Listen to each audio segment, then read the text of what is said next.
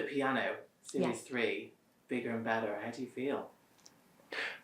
Lucky, really grateful to be involved with such a special, gentle, beautiful little thing. Yes, small, lovely little programme. It's a privilege to be there, to go all around the country to beautiful stations. We like the stations that are as far away as possible, don't we? Absolutely, because when you make a TV show, normally you're hauled up in one location or you're in a studio where you don't even see daylight most of the time. But here we're actually going around all over the country, from Glasgow to Newcastle to Sheffield Cardiff. was amazing, and people are so lovely to us. And then it is a privilege. I know nothing about music, to have these wonderful amateur pianists come in and go, either I've been playing all my life, or do you know what, I learnt in lockdown, or I'm just beginning and I don't want to change my life. I don't want this to change my life, but I want to share the love I have for this instrument because my boyfriend and my girlfriend or my mum just went, go on, give it a go. They're not looking glitzy. It's there's nothing wrong with those big talent shows. They're absolutely phenomenal. But Quite it is relatable. Yeah, they're just coming in and they're playing, and then afterwards you go, oh, are you staying, or what's going to happen now? And they're like, no, mate, I'm going home. Going home. They don't want to be stars. These people. They're not signing up for that. It's not their intention. But when Claudia says that she knows nothing about music, I mean, but you listen to music, you live with it. It's part of your life, just like everyone else. And it just shows that this is not a show. The piano, even if people do play Rachmaninoff and Schubert and Schumann, even if you don't know that repertoire, you've never been to a classical recital, there will still be moments that will absolutely arrive straight to your heart.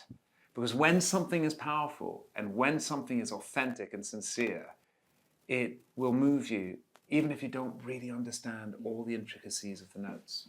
I definitely don't understand that. I love it when somebody comes along and plays something that they have written themselves. That can be incredibly moving. Or Billy Joel, or, She loves Billy Joel. She loves Billy Joel. Can you play the piano? No, don't be silly. I can't spell the piano, but thank you very much. Have you tried to learn during the series, or it's just like, I can't? There is no way I am good enough, or I don't have that talent, but I do love listening to them. But no, it hasn't made me want to learn in the same way that I don't dance. In the 3 I don't seasons... actually live in a castle. You don't? The 3 seasons that she's done the piano, she has never touched once. Too scared. Note. Like, not even clean. I think I would do it wrong. And have you tried to get her to do it? Oh, we always try and encourage her. She's just she's terrified. She's actually scared. I'm scared. I like talking to them. My only job is to make the brilliant people who have turned up feel comfortable, because they are out of their comfort zones.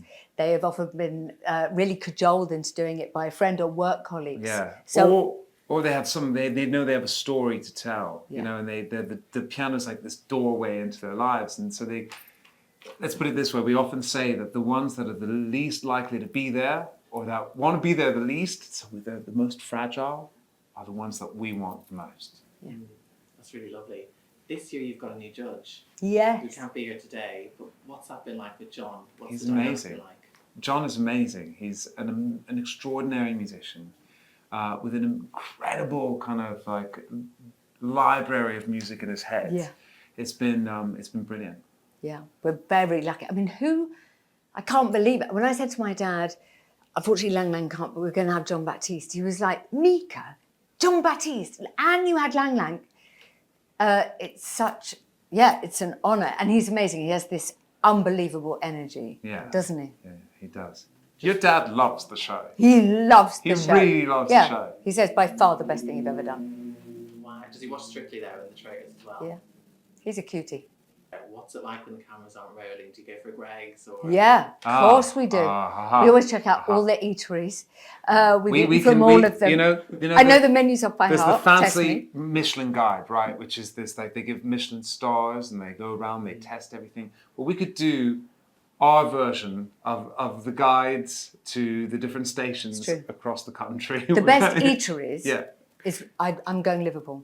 It's got Krispy Kreme. I don't know how you feel about a donut. I was so... No, wait a minute. No, Manchester. Manchester's got amazing. the whole kind of like Manchester's food got a hall. plethora. And It's got Victoria, don't even everything. get me started. You can even buy perfume in the one in Manchester. But The one in London is a bit of a problem because you've even got a supermarket there, but it's like a giant hallway and everyone's kind of rushing to get to Paris. But we're very, very lucky. So, yeah, we like hanging out. So it's exactly the same. And the people who make the show actually make documentaries. So there isn't like a camera like this. No. No offence to you, sir. You're doing brilliantly. But they're all sort of hidden. And you're there all day. You get there at 8 a.m. and you leave at 7 p.m.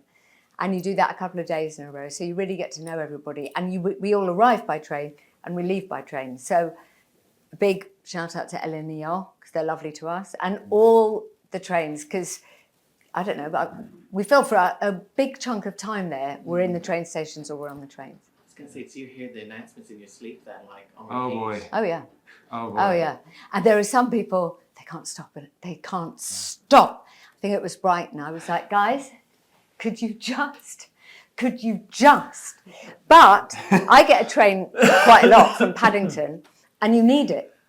And you do need it because I'm somewhere buying daffodils or some weird cookies and you need it. I find myself standing in train stations, even in like, in other countries now going, no, this would be a good one. Yeah. Oh, yeah, this would be nice. Or I was in Charing Cross the other day, waiting for my train to get down to Hastings, and I realised I was like, oh no, there's too many tannoys in this one. Yeah. There's too many. It's Which too was small. Too many trains. There was somewhere where we were out of tannoys. Yeah, when we go to Heathrow, there were no tannoys there. That was interesting. Oh yeah. Because people could then just play. That's a big shake-up for this series, that you're in an airport now.